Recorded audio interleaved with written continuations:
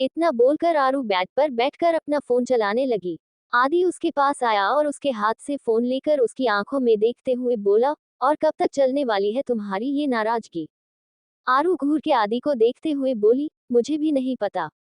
इतना बोलकर वो आदि से फोन लेने की कोशिश करने लगी, पर आदि कभी फोन को इधर करता तो कभी उधर करता। आखिर आरू चिढ़कर उठी और स्टडी रूम से एक बुक ले आई और वापस बेड पर बैठकर पढ़ने लगी। आदि फिर से उसे देखने लगा। आदि आरू की बुक में झांकने लगा। आरू ने दूसरी तरफ को अपनी बुक कली और पढ़ने लगी। आदि फिर से दूसरी तरफ को आके बुक में देखने लगा। ऐसे ही करीबन 4 से 5 बार हो चुका था। आरू जिस तरफ बुक करती आदि उसी तरफ आके बुक में झांकने लगता। आखिर में आरू चिढ़कर बोली, देखो मिस्टर हबी, तुम्हारी इन हरकतों से मेरा गुस्सा कम नहीं होगा, उल्टा बढ़ जाएगा। आरू के इतना कहते ही आदि मासूमियत से बोला, मैंने क्या हरकत की, मैं तो बस देख रहा था तुम क्या पढ़ रही हो। आदि की बात सुनकर आरू ने जोर से बुक बंद की, फिर आदि को घूरते हुए बोली, एक तो तुमने मुझसे मेरा फोन ले लिया, अब तुम्हें ये बुक भी पढ़नी है। अगर पढ़ने इतना ही शौक है ना तो वहां जाओ उस मिरर के पास और उस मिरर के सामने बैठकर पढ़ो कि तुम्हारी शक्ल पर क्या लिखा है। आरू के इतना कहते ही आदि एकदम से उसके सामने आके बैठ गया, फिर उसकी आंखों में देखते हुए बोला, तुम ही बता दो क्या लिखा है मेरी शक्ल पे। आरू ने बुक साइड में रखी, फिर आदि के और करीब होकर बैठी और उसके चेहरे को अपने हाथों में लेकर देखते हुए बोली, ऐसे ही रहना। हाँ मैं बताती हूँ, तुम्हारी शक्ल पर लिखा है कि तुम उल्लू, बेवकूफ, बहुत ज्यादा गुस्सा करने वाले चिगुल्ले और महावाहियात प्राणी हो, मेढक भी हो और। आरू अभी बोल ही रही होती है तब तक आदि बोला, टोटल रबिश। आदि के इतना बोलते ही आरू एकदम से उसका चेहरा छोड़कर चिढ़ते हुए बोली, तुम रबिश, तुम्हारी शक्ल रबिश, मैं तो कहती हूँ भाड़ में जाओ तुम और तुम्हारा रबिश। अच्छा शांत शांत यार सुनो न प्लीज, देखो मुझे पता है कि तुम्हें गुलाब और चॉकलेट्स कितनी पसंद है, मैं तुम्हें गुलाब के बाग दिखाऊंगा, ढेर सारी चॉकलेट्स भी दूंगा, पर प्लीज यार अपना गुस्सा भूल जाओ न, अब इतना भी क्या नाराज होना। Dot exclamation mark quote. आदि आरू के हाथों को पकड़ते हुए बोला तो आरू पहले तो मुस्कुराई, फिर आदि की तरफ मुस्कुराते हुए देखकर बोली, तुम्हें तारे पसंद है? आदि ने जोर से हाँ में अपना सर हिला दिया तो आरू आदि को घूरते हुए बोली, महादेव की कसम तुम मुझे गुलाब दिखाओ न दिखाओ, लेकिन अगर तुमने मेरे हाथ नहीं छोड़े न तो मैं जरूर तुम्हें दिन में तारे दिखा दूंगी। इतना सुनना था आदि ने झट से आरू के हाथ छोड़ दिए। फिर किसी बच्चे जैसे जिद करते हुए बोला, यार ठीक है तुम मार लो, डांट लो, पीट लो, कूट लो, पर ये नाराज नाराज रहने वाला गेम छोड़ो। एक तो वैसे ही मुझे किसी को मनाना नहीं आता, मैं करूँ तो क्या करूँ। सच कहा यार आदि तुमने, जब लोगों को पता होता है कि हमें मनाना नहीं आता पता नहीं क्यों फिर भी गुस्सा होकर बैठ जाते हैं, हद है। देखो मिस्टर और मिस नाराज लोगों, अगर आप सभी किसी से नाराज हो और उसे मनाना नहीं आता तो यार उस मासूम पे थोड़ा रहम करो, नाराजगी छोड़ो यार। आरू आदि की बच्चों जैसी हरकतें देख रही थी। अब आरू को हंसी आने लगी थी, उससे अपनी हंसी कंट्रोल नहीं हो रही थी, इसलिए वो बेड से उठकर जाने लगी। आदि भी उसके एक्सप्रेशन देखकर समझ गया कि आरू को हंसी आ रही है। आरू जाने लगी तभी आदि ने उसका हाथ पकड़ के एकदम से उसे खींच लिया। आरू सीधे आदि के ऊपर आ गिरी, उसके बंद से निकल रही फ्लिप्स आदि के चेहरे पर आ गई। आरू जैसे ही गिरी आदि को घूर के देखते हुए बोली, ये क्या हरकत थी। आदि आरू के निकले हुए बालों को पीछे करके उसकी आंखों में देखते हुए बेहद धीमी आवाज में बोला, बहुत हो गई मजाक की बातें, अगर अब तुमने अपनी नाराजगी नहीं छोड़ी तो मुझे बहुत अच्छे से पता है कि मुझे क्या करना है, तो अब खुद ही सोच लो, या तो तुम अपनी नाराजगी छोड़ोगी या फिर मैं अपना तरीका आजमाऊं। आदि के इस तरह बोलने से आरू घबरा गई, एक तो दोनों इतने करीब थे, ऊपर से आदि की धीमी से आवाज जो भले ही धीमी थी पर आरू के दिल की धड़कन बढ़ाने के लिए काफी थी। ऐसे कैसे, ये तो जबरदस्ती हुई न, अगर नाराज हूं तो मनाओ मुझे, ऐसे धमकी थोड़ी दी जाती है। आरू आदि के ऊपर से उठते हुए बोली। आरू के उठते ही आदि भी उठा, फिर आरू को पकड़कर अपनी तरफ खींचकर अपनी बाहों में कसते हुए बोला, अच्छा मतलब अब भी नाराज हो। आरू आदि से छूटने की कोशिश करती हुई बोली, हाँ हूँ नाराज, वो भी बहुत ज्यादा वाला, और एक तो तुम दूर से बात किया करो, क्या ऐसे बार बार बच्चों जैसे पकड़ के रखते हो, भाग थोड़ी न जाऊंगी। साहिबा भागने की बात तो तुम बोलना ही मत, भागने के मामले में तो तुमने मैराथन के एथलीट्स को पीछे छोड़ रखा है, और कितना दूर रहूं इतना। आदि आरू को करीब और करीब करते हुए बोला, या फिर इतना। आदि आरू को कसते हुए बोला, अब आरू बेचारी कहाँ, आदि तो तंग करने के चक्कर में थी, आज खुद ही तंग हो रही थी। वो हकलाते हुए बोली, दे दे देखो तुमसे दूर रहकर बात करने को कहा था, मेरी भाषा में इसे ही दूर होना कहते हैं साहिबा। आदि मुस्कुराकर बोला तो आरू को समझाते हुए एकदम से रुक गई, फिर बोली, बड़ी ही वाहियात भाषा है तुम्हारी, चलो ठीक है फिर पास आ जाओ। पास ही तो हूँ और कितने पास आऊं। आरू अब तक हद से ज्यादा इरिटेट हो चुकी थी क्योंकि आदि उसे इतना तंग जो कर रहा था। आहा, अब मुझे बहुत ज्यादा गुस्सा आ रहा है मिस्टर हबी, सोच लो तुम्हें बहुत महंगा पड़ेगा मुझे ऐसे तंग करना, क्योंकि अगर मैं अपने पर आ गई न तो। आरू अभी बोल ही रही थी तब तक आदि बीच में बोला, अगर तुम अपने पर आ गई न तो मेरी तो इज्जत ही लुट जानी है। इतना बोलकर आदि ने आरू को छोड़ा और उससे अलग होकर जोर जोर से हंसने लगा। आरू उसे हंसते देखकर एकदम से चिढ़ गई। वो उसके पास गई और आदि के पैर पे जोर से अपना पैर मार दिया, बेड पे रखा अपना फोन उठाया और पैर पटकते हुए वहां से चली गई। और आदि जो इतनी देर से हंस रहा था वो अपना पैर पकड़े देखते ही रह गया। आरू के जाते ही आदि खुद में बड़बड़ाया, अगर किसी दिन मेरा पैर टूटा न तो उसकी वजह साहिबा ही होंगी। खैर ये छोड़ आदि, अब तू ये सोच कि अब इस ज्वालामुखी को कैसे शांत किया जाए। डॉट विस्मयादिबोधक चिन्ह उद्धरण चिन्ह। आदि बैठकर सोचता रहा, तभी उसके दिमाग में कुछ खटका और वो अपने आप से ही बोला, ये सही रहेगा। आदि ने किसी को कॉल करके बात की, फिर कॉल रखकर ऊपर की तरफ देखकर बोला, अब सब आपके ही भरोसे है महादेव। वैसे कभी सोचा नहीं था ये दिन भी देखना पड़ेगा, पर ये सबसे अलग है यार, इसके लिए करना ही पड़ा। अंडस्को नव और रूही पगफेरे की रस्म के लिए आ गए। रूही को पगफेरे की रस्म कर बाद तुरंत ही लौट जाना था क्योंकि उसकी दिन के दिन लौटने वाली विदा पड़ी थी। रूही आते ही सारिका जी के गले लगी, फिर पुष्पा जी के भी गले लगी। नव ने सभी के पैर छुए, फिर अबीर से गले मिला और उसके पास बैठकर बोला, कैसे हो तुम। आरू जो कि ऊपर से आ रही अबीर के बोलने से पहले ही बोल पड़ी, दादा क्या बताऊं आपको, ये बेचारे झंपू बड़े दुखी है, इनकी कश्ती डूब गई, वो भी कम पानी में। एक बार फिर से सब हंसने लगे। वहीं अबीर एकदम से आरू के पीछे भागते हुए बोला, बहुत हो गया तुम्हारा, अब न मैं तुम्हें नहीं छोड़ूंगा। आरू भी भागने लगी। सब लोग उन दोनों को देखकर हंस रहे थे क्योंकि सभी बहुत अच्छे से जान गए थे कि इन कुछ दिनों में आरू और अबीर कितना घुल मिल गए हैं। आदि भी ऊपर से नीचे आ रहा था। उसने जब दोनों को ऐसे भागते देखा तो अपना माथा पीट लिया। तभी राकेश जी की नजर भी आदि पर पड़ी। वो उसकी हरकतें और एक्सप्रेशन ऑब्जर्व करने लगे। अबीर आरू के पीछे अभी भी था। तभी आरू आदि की तरफ भागी, अबीर भी भागा और आरू अचानक से मुड़ गई। अबीर सीधे आदि के ऊपर गिरा, जाके आदि भी संभल नहीं पाया और वो भी गिर गया। अब जरूरी थोड़ी है हर बार लड़की ही गिरे आदि के ऊपर। आदि नीचे था और अबीर उसके ऊपर। आरू दोनों को देखकर फिर से हंसने लगी और उसने जाकर राकेश जी को हाई फाई दिया। तभी राकेश जी बोले, वेल डन पार्टनर, ऐसे ही लगी रहो। अरे बिल्कुल पार्टनर, यही तो मेरा काम है। आरू धीरे से राकेश जी की तरफ झुककर बोली। तभी उसकी नजर नव पे पड़ी। नव ने घूर के आरू को देखा तो आरू ने अपने दांत दिखा दिया। नव ने एक गहरी सांस ली, फिर नव में सिर हिलाकर अपनी नजर अबीर और आदि की तरफ कर ली जो अभी भी गिरे पड़े थे। अबीर आदि को देखने लगा। तभी आदि ने एकदम से अबीर को एक तरफ को धक्का देकर उसे लगभग पटकते हुए खुद उठ गया। अबीर भी जल्दी से उठा और उठते ही उसकी नजर आदि पर पड़ी जो उसे ही बुरी तरह से घूर रहा था। अबीर ने आरू की तरफ देखा तो आरू ने उसे आंखों से कुछ इशारा किया। अबीर समझ गया। वो एकदम से वही जमीन पर बैठ गया, फिर जोर से चिल्लाया, हाय रे मेरी कमर टूट गई रे, इतना दर्द हो रहा है, कोई डॉक्टर को बुलाओ रे, बहुत दर्द हो रहा है। नव हैरानी से अबीर को देखने लगा, फिर मन ही मन बोला, ये भी आरू की टीम में आ गया। अबीर के ऐसे बोलने से आदि घबरा गया। वो अबीर के पास बैठकर देखते हुए बोला, क्या हुआ, ज्यादा लग गई क्या, मैं अभी डॉक्टर को फोन करता हूँ। इतना बोलकर आदि अपनी पॉकेट में फोन देखने लगा, पर उसका फोन तो रूम में ही था। पुष्पा जी, महेंद्र जी, राकेश जी, सारिका जी, रूही, सभी लोग अबीर की तरफ बढ़ गए। तभी आरू अपने कान पे फोन लगाते हुए बोली, मैं डॉक्टर को फोन करती हूँ। अबीर आरू की तरफ देखने लगा तो आरू ने आंख मार दी। अबीर समझ गया सब ड्रामे है। आदि अबीर को सहारा देकर रूम तक ले गया। थोड़ी देर बाद एक डॉक्टर आई जो कि आरू के ही साइड रहते थे हमेशा, जैसे कि हमारे खन्ना अंकल। उन्होंने अबीर को चेक किया, फिर बोले, कोई बड़ी बात नहीं है, बस मोच आ गई है, अचानक झटका लगने से कल तक ठीक हो जाएगी, ये ऑइंटमेंट लगा लेना आप बस टाइम से। फिर वो बाहर आ गए। बाहर आते ही आरू उनके गले लगते हुए बोली, thank you uncle, you are so sweet and you are very naughty बच्चा। डॉक्टर मुस्कुरा के बोले तो आरू मुंह बनाते हुए बोली, नॉटी नहीं अंकल, इनोसेंट हूँ मैं। ओ हाँ, मैं भूल गया, यू आर वेरी इनोसेंट, चलो अब मैं चलता हूँ।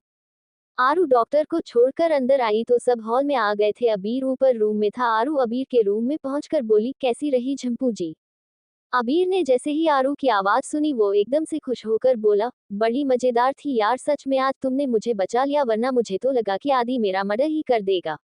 ऐसे कैसे मर्डर कर देगा, जब तक मैं हूँ कोई तुम्हें हाथ भी नहीं लगा पाएगा। चलो अब तुम झूठ मूठ कर रेस्ट करो, मैं भी नीचे जाके देख लूँ क्योंकि दादा और रूही को वापस भी जाना है।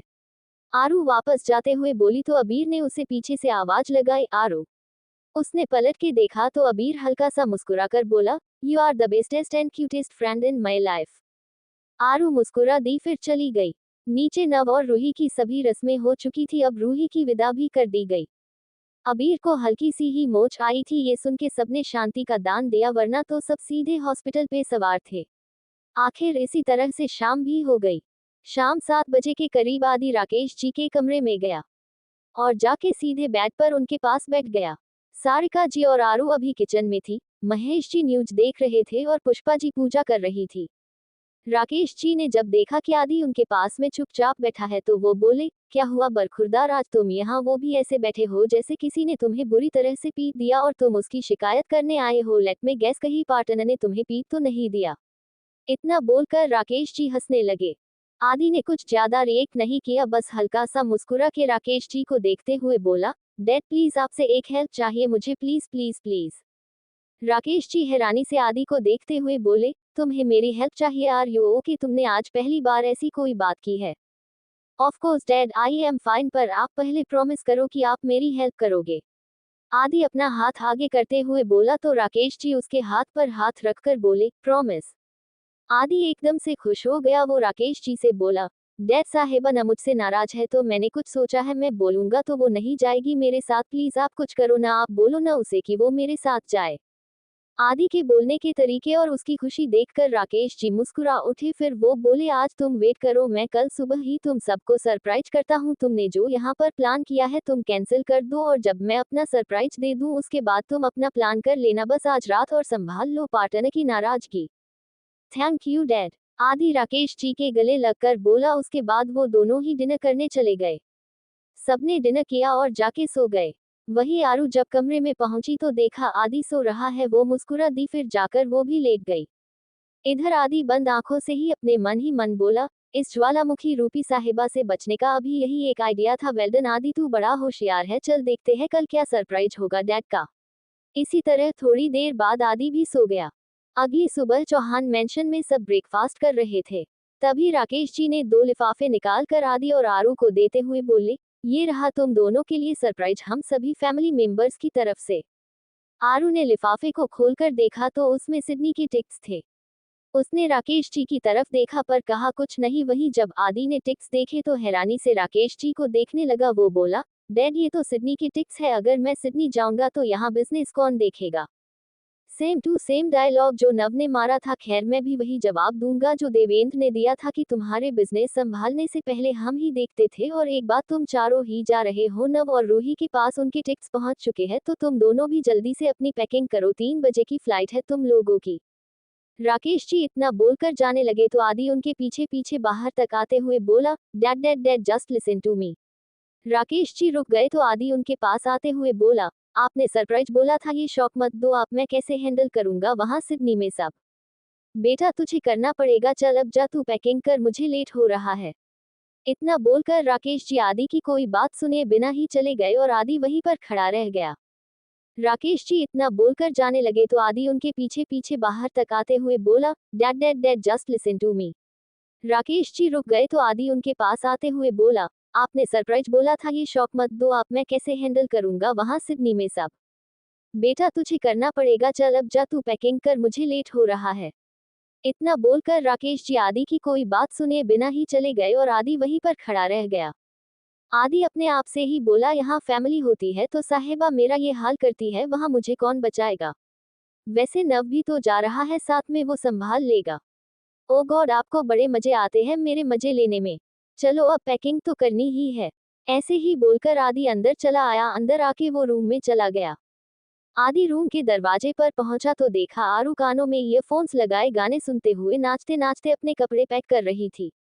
आदि वही दरवाजे से टिक के खड़ा हो गया और हाथ बांधकर मुस्कुराते हुए आरू को देखने लगा।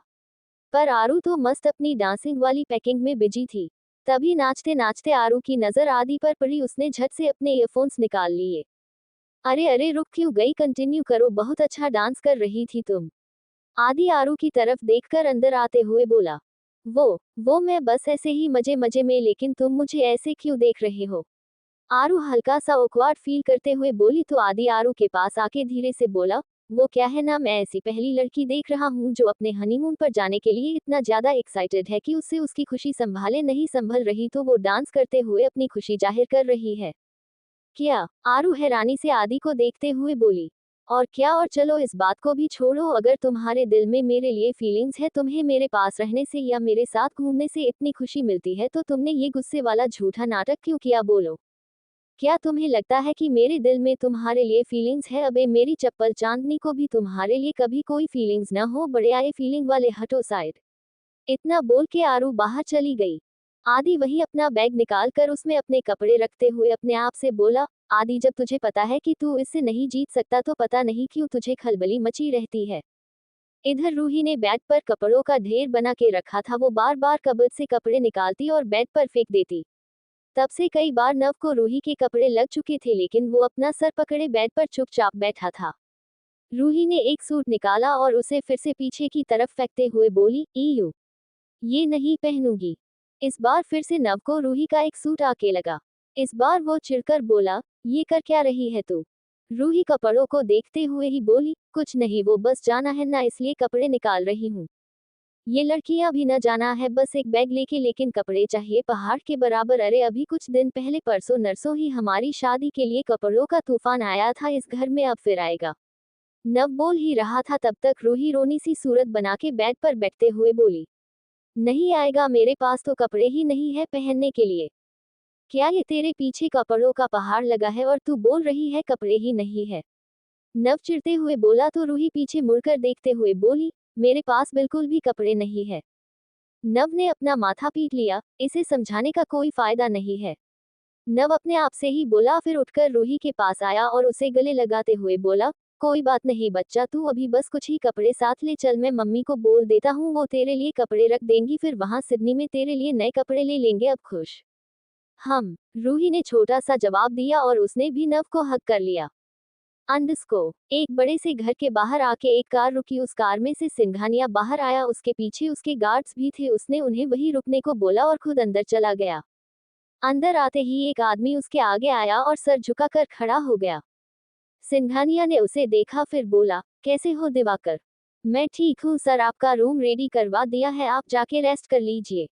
दिवाकर सर झुकाए ही बोला, शान कहाँ है? सिंघानिया ने पूछा ही था तब तक उसके कानों में आवाज पड़ी, आपका शान यहाँ है डैड। इतना बोलते हुए वो लड़का आके सिंघानिया के गले लग गया। थोड़ी देर बाद सिंघानिया अपने कमरे में था, तभी शान उसके कमरे में आकर बोला, डैड मुझे मेरे फ्रेंड्स के साथ सिडनी जाना है। सिंघानिया शान को देखने लगा तो शान सिंघानिया के दोनों हाथों को पकड़ते हुए बोला, प्लीज डैड, मैं अपने फ्रेंड्स के साथ जा रहा हूँ, वैसे भी मुझे मुंबई नहीं पसंद, माँ का एक्सीडेंट इसी शहर में हुआ था, आपने ही तो बताया था, इसलिए आप भी यहाँ नहीं आते तो मैं कैसे रहूंगा डैड, वैसे भी पिछले 1 साल से न चाहते हुए भी रह रहा हूँ, न तो प्लीज इस बार मेरी बात मान लीजिए प्लीज। शान आस भरी नजरों से सिंघानिया को देख रहा था। सिंघानिया ने एक गहरी सांस छोड़ी, फिर बोला, ओके फाइन, तुम जा सकते हो, पर याद रहे तुम अपनी मेडिसिन टाइम पर लोगे। शान खुशी से सिंघानिया के गले लगकर बोला, ओके डैड, मैं टाइम से मेडिसिन लूंगा, and I love you so much, you are the best. I love you too बेटे, अब जाओ, मैं टिक्स करवा देता हूँ तुम्हारी। वो तो कल की ही हो चुकी है। शान मुस्कुराकर बोला, फिर बाहर चला गया। उसके जाते ही सिंघानिया ने ऊपर की तरफ देखकर बोला, काश तुम्हारे दिमाग पर सच्चाई का भूत सवार नहीं होता तो तुम भी आज अपने बेटे को गले लगा सकती। लेकिन अच्छा ही हुआ जो तुम्हारी सत्यवादी आत्मा को मैंने शांत कर दिया, आखिर उसके बाद ही तो तुम्हारी प्रॉपर्टी भी मेरे नाम आ गई।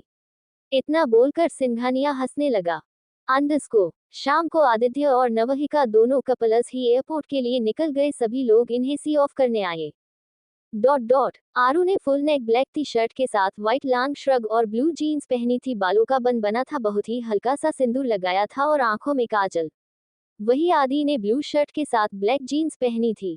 रूही ने एक मल्टीकलर अनारकली सूट पहना था और नव ने ब्लैक शर्ट और ब्लू जीन्स।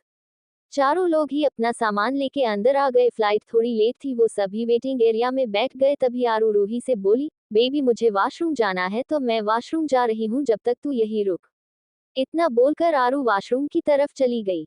आरू वॉशरूम से वापस आ रही थी तब तक वो किसी से टकरा गई और गिरने ही वाली थी तब तक उस इंसान ने हाथ आगे बढ़ाया लेकिन आरू संभल गई थी। आरू ने उस बढ़े हुए हाथ की तरफ देखा फिर उस पे मारते हुए बोली, अबे सावन के अंधे, नॉनसेंस की नानखटाई तुम पे देख के नहीं चला जाता, जाहिल कहे के। डॉट विस्मयादिबोधक चिन्ह उद्धरण चिन्ह। इतना बोलते हुए आरू ने अपनी नजर ऊपर उठाई तो एक हैंडसम और क्यूट से लड़का आरू को अपलक देखे जा रहा था। उसकी उम्र करीब 24 साल होगी, गोरा रंग, काली काली आंखें जिनकी पलकें काफी घनी थी, 6 फुट हाइट, हल्के गुलाबी होठ और अभी उसके चेहरे पे हैरानी वाले एक्सप्रेशंस थे जो शायद आरू के बोलने के तरीके से थे या वजह कुछ और थी।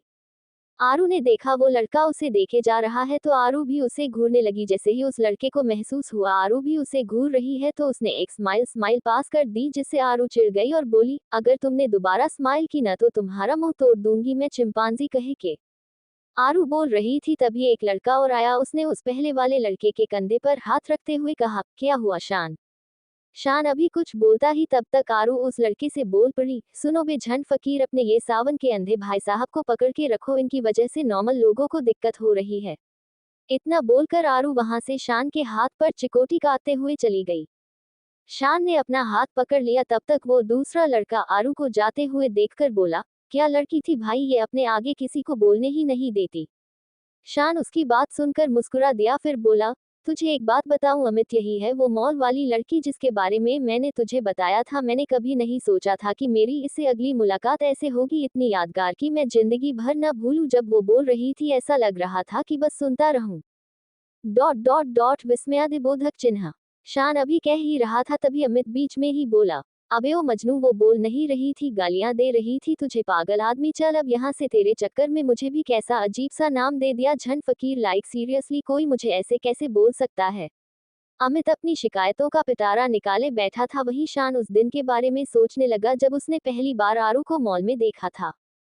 फ्लैशबैक। उस दिन जब मॉल में गोली चलने की आवाज आई तो शान भी वही दूसरे फ्लो पे मौजूद था। Dot dot. जब आरू ने उस आदमी के हाथ पे बोतल मारी तब शान की नजर आरू पे पड़ी और जब उसने आरू को देखा तो देखता ही रह गया। उसने आरू की पूरी फाइटिंग देखी, उसके बाद उस लड़के की जो बैंड बजाई, सभी वीडियो बनाने वालों की डांट लगाए और इन सब के बीच उसकी लैंग्वेज और बीच बीच में हंसा देने वाली बातें और आखिर में नव्या को समझाना। वो जो एक जोड़ी आंखें थी वो शान की ही थी जो बस मुस्कुराते हुए आरू को देखे जा रहा था। तभी उसे दिवाकर की कॉल आई और वो चला गया पर आरू को अपने दिल में बसाए। उसी दिन उसने आरू की सभी डिटेल्स निकलवाई। शाम को एक आदमी ने शान को सब कुछ बताया। उसने बोलना शुरू किया, सर पहली बात तो इनकी डिटेल्स निकालना बहुत ही मुश्किल था, मतलब मैंने आज तक कभी ऐसा महसूस नहीं किया कि किसी की डिटेल्स निकालना इतना मुश्किल हो सकता है। उस आदमी के इतना बोलते ही शान उसकी तरफ घूरते हुए बोला, काम हुआ या नहीं, जस्ट से यस और no, I don't want to listen anything rather than that. Yes sir, हो गया। वो आदमी घबराई सी आवाज में बोला तो शान बोला, then speak up damn it. इतना बोलकर शान ने अपना सर पीछे चेयर से टिका लिया। उस आदमी ने बोलना शुरू किया, आराध्या चौहान नाम है इनका, ये चौहान कंस्ट्रक्शन के ओनर की बेटी है। डॉट। एक अच्छी लॉयर भी है और इन्हें सोशल होना पसंद नहीं है बिल्कुल भी, इसलिए सोशल मीडिया पर भी इनका कोई अकाउंट नहीं है। डॉट। अपना बसेरा जो कि एक आश्रम है इन्होंने नहीं बनवाया है। जब ये सिर्फ 5 साल की थी तभी इन्होंने एक बुजुर्ग को रोड पर ऐसे ही पड़े देखा था। तभी इन्होंने देवेंद्र चौहान जो कि इनके पापा के बड़े भाई हैं उनसे जिद करके ये आश्रम खुलवाया। यहाँ अनाथ बच्चे और बेसहारा बुजुर्ग रहते हैं और एक सबसे जरूरी बात कि अर्नव चौहान जो कि इनके बड़े भाई है उसके लिए ये कुछ भी कर सकती है। ये कहना गलत नहीं होगा कि उनके लिए ये किसी की जान लेने को भी तैयार है और अपनी जान देने को भी, और यही हाल अर्नव चौहान का भी है, वो भी आराध्य मैम के लिए कुछ भी कर सकते हैं। Dot dot. ये गलत होता नहीं देख पाती और लोगों को सुनाती तो बहुत ही बुरा है। और जल्द ही इनकी शाह। वो बोल ही रहा था तब तक शान ने उस आदमी को हाथ दिखाकर रोक दिया। एक नोटों का बंडल उसने ड्रावर में से निकालकर उस आदमी की तरफ उछाल दिया और हाथों से ही उसको जाने का इशारा किया। उस आदमी ने अपना सर झुकाया फिर बाहर चला गया। उसके जाते ही शान मुस्कुराकर आराध्य के एक फोटो पर हाथ फेरते हुए बोला, इस बात में तो कोई शक नहीं कि तुम लोगों को सुनाती बहुत बुरा हो। लाइव टेलीकास्ट तो आज ही मैंने देखा, जल्द ही शान की एंट्री होगी तुम्हारी लाइफ में और तुम हमेशा हमेशा के लिए मेरी लाइफ बन जाओगी फिर, मेरी जान। प्रेजेंट। शान उस दिन की बातें याद करके मुस्कुराते हुए बोला, मैंने तो सोचा था सिडनी की ट्रिप के बाद आकर तुमसे मिलूंगा पर तकदीर को ये शायद मंजूर नहीं कि मैं तुमसे इतने दिन दूर रहता, इसलिए उसने खुद ही तुम्हें मुझसे मिला दिया। शान अभी सोच ही रहा था तब तक अमित उसे झकझोरते हुए बोला, कहाँ खो गया है, चल भी अब। अमित पता लगवा कि मेरी जान कहाँ जा रही है, हम भी वही जाएंगे फिर चाहे कैसे भी जाना पड़े।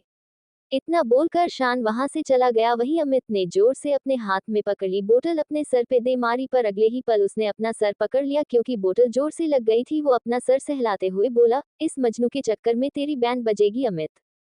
अंडस्को। इधर आरू बड़बड़ाते हुए सबके पास पहुंची। उसका मूड पूरी तरह से उखड़ा हुआ था। उसे बड़बड़ाता देख आदि उससे बोला, किसको पीट कर आई हो तुम?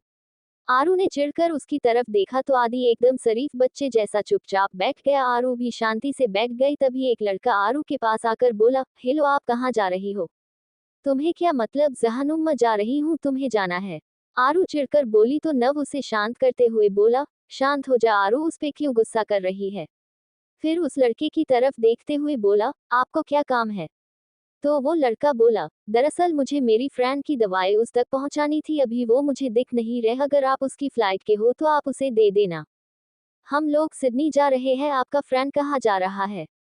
नव शांत स्वभाव में बोला तो वो आदमी मुस्कुरा कर बोला, पर मेरा फ्रेंड तो दुबई जा रहा है, सॉरी आपको परेशान किया। इतना बोल के वो आदमी वहां से चला गया।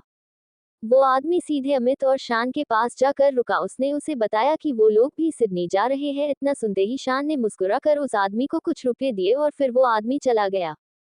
थोड़ी देर बाद ही फ्लाइट टेक ऑफ हो गई। उसी फ्लाइट में शान भी था। आखिर सफर खत्म हुआ और सिडनी में फ्लाइट लैंड हुई। चारों लोग बाहर आए। वहां पर उन्हें रिसीव करने पहले ही कुछ लोग आए थे। आदित्य और नवहिका दोनों कपल ही अलग अलग कार में बैठे फिर अपने घर की तरफ निकल गए जो सिडनी में ही था।